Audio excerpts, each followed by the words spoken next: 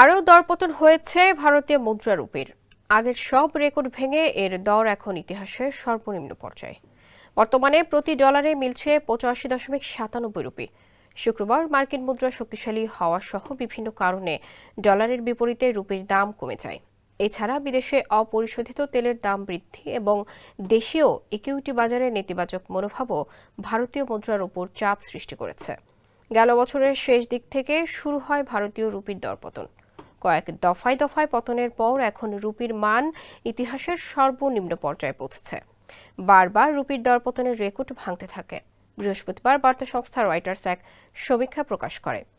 তাতে রুপি আরও দুর্বল হয়ে ডলারের বিপরীতে ৮৬-তে নেমে যেতে পারে বলে আশঙ্কা করা হয়। ওই প্রতিবেদনে ২৪ ঘন্টা না পেরোতে রুপির দরপতন হলো। এ পর্যায়ে ৮৬ না ছুঁলেও প্রায় কাছাকাছি চলে আসে রুপির দাম।